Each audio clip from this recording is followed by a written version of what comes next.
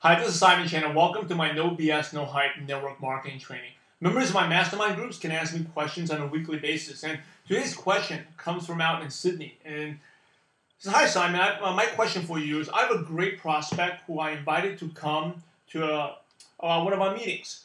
He's very keen on the business. However, he was honest with me and said that although he likes the business concept, he can't commit to the business until after May 2013 due to his studies, which is about 2 months from now.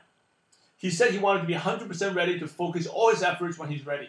It's a long time between now and the end of May 2013, apart from inviting him to other special events. And apart from inviting him to other special events happening, what would you do to ensure that he doesn't lose interest? I keep him updated with what's been happening in our team and include him if he's in the team. I'm giving him books and CDs to listen to that won't impede on his time. Would you do anything else?" Okay, great. This is a good question. If people don't invest money, make sure they invest some time. Okay. One of the things I would do is, you're doing a lot of the right things. I'll invite him.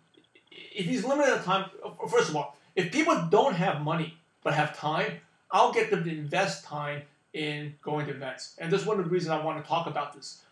Is that so a lot of times we have prospects who don't have really legitimate and don't have maybe all the money right now. They may have to wait for the next paycheck to come in, which happens. If they're like that, I'll get them in, like, emotionally and time committed to the business.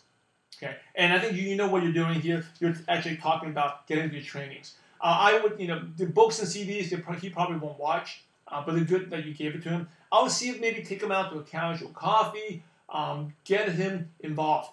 Also, another thing is, since money is not an issue here, it's more about his commitment and time, I will get him to start using the products.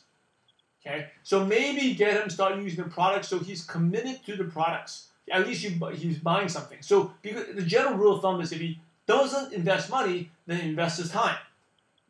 Here he doesn't have much time, so then not until for 2 months, invest in the products. Start taking the products. Sometimes when people have a dramatic, they feel the effects of the products when the products are good. Hey, that will also convince them even more, right? So the lesson is either way you gotta get them to invest and be sold on the business or the products. And obviously he's very busy. You can't do it on the business side. Maybe when you take him casually out for lunch, something like that, slowly build his belief every day. Every time you see him, share a little bit, share a little bit, share a little bit. Have other people talk. Having other people talk to him is also very important because it's not just you. You have a whole team to support him. So that his perception of the business changes. They may think this is just a one-person show, but all of a sudden he talks to the team, how the team works. That alleviates a lot of fears, or alleviates a lot of fears that may come up, right? I would also be maybe so if you're not investing money, then invest time. If you're not if he doesn't have time, then invest money. Buy some of the products, get him to use the products. Another thing I would do is I would start, like you said, train him like if he was a normal associate. I would also give him the pros and cons of the business, especially the cons, right? And now, if you go out and be a salesperson, just say everything is good, you're a salesperson. And you actually lose credibility.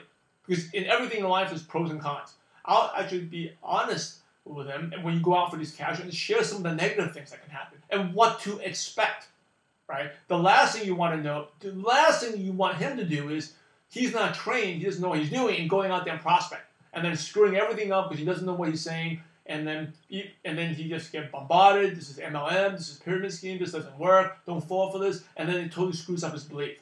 So I would tell him this is what's going to happen. There's some people who don't understand this industry. It's a great, simple business, but it may not be as easy as it looks. It's a great business. Also, because if you don't say that, he's just going to encounter it anyway. Before he joins, guess what he's going to do, right? You have a 2 months time. He's going to ask some of his friends what their opinion is anyway. So if you don't give it to him, he's going to get it from others. It's much better that you're honest. You give it to him. Tell him what to expect and what you can say. So if your friend says these things don't work, why? Right? Teach him what to expect. So when he does get it from their friend, he doesn't say, "Oh, how come she didn't tell me that? She's lying to me. She hid that from me." Instead, she'd be like, oh yeah, she told me this was happening. Yeah, she told me this was going to, it's not a surprise anymore, right? She actually respected me. Yeah, this is one of the downsides. I didn't expect this, but I'm prepared because I knew about this already, right? So that will actually build your credibility and you build your trust in it. So those are a couple of things I would do. I hope this training helps you. If you have any questions, feel free to comment below. Thank you again for watching my No BS, No Hype network marketing training. This is Simon Chan. And remember, we in the profession to help others. So go out there and have a positive impact in someone's life today. God bless you all.